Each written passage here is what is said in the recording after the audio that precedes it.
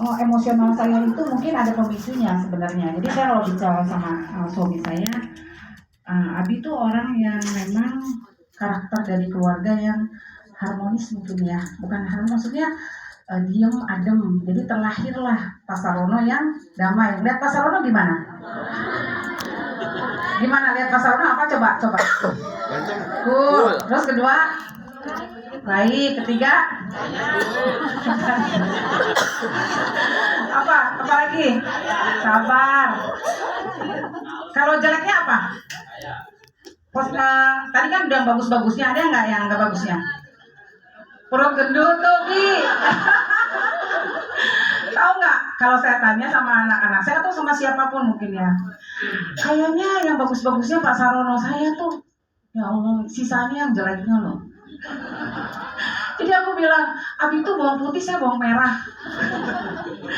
Saya kan mau loh seperti Abi gitu ya, yang memang nggak pernah marah gitu ya. Terus ada apa tuh, sabar gitu ya.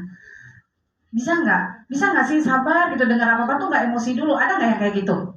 Pasti ada, banyak ya. Tapi ada yang nggak yang seperti saya? Banyak ya.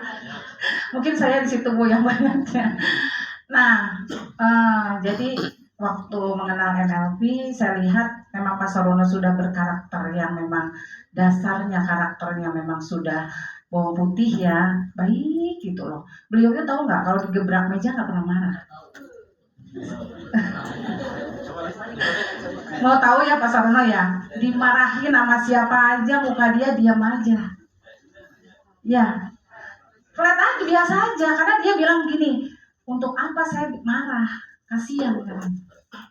Dianya kasihan. Kalau saya, kan kamu Abi harusnya begini gitu ya. Nih saya nih bawang merahnya nih. Nah, tapi setelah perjalanan waktu, pas kita ikut NLP, saya itu banyak banget masalah lah. Yang memang saya terlahir dari mungkin banyak pemicu yang membuat saya seperti ini. Jadi kalau ada sesuatu yang memicu tuh saya bisa meledak gitu loh. Ya dulu mungkin bisa marah, saat itu bisa marah. Tapi setelah akhirnya bersyukur saya ketemu pasangan ya, alhamdulillah ya. Ini saya kalau mungkin Mbak Sarah tuh selalu bilang ke aku gini, ya Mbak Dewi bersyukur enak hebat karena itu ada Abi. Selalu bilang gitu loh. Saya bilang, lah itu kan Allah yang kasih jodoh saya. Benar nggak ya? Nah akhirnya setelah beliau Pak Sarono belajar, saya juga ikut belajar sebenarnya. Cuman sampai tingkatan tertentu, saya Mbak Saras Bu Nur Hasni itu ikut belajar.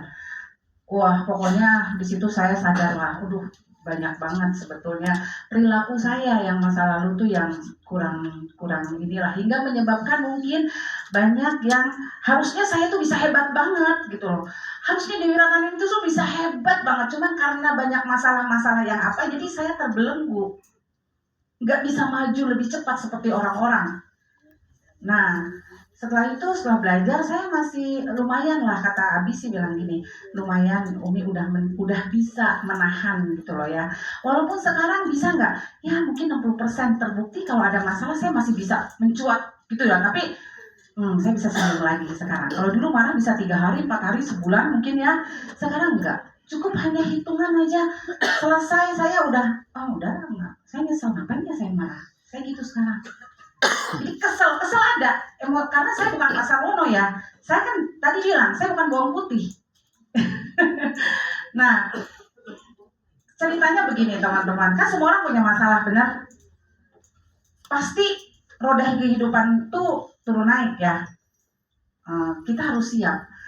Di saat kondisi tahun 2005 sampai tahun 2016, hidup saya tuh boleh bilang begini, naik gitu.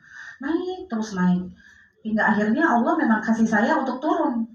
Tapi kan bersyukurnya saya sama Pak Sarono udah ikut NLP dan Pak Sarono udah belajar, dan Pak Sarono itu setelah ikut NLP itu naik lagi ke level yang memang bisa menjadi trainer, tapi belum trainer sungguhan nih. Jadi udah belajar, pengajarnya itu orang barat ya, berbahasa Inggris belajarnya, dan dia nggak banyak, dari berapa peserta hanya berapa orang yang lulus, termasuk suami saya tuh. Tangan dulu dong ya. Lulus loh, dia lulus. Karena nggak gampang itu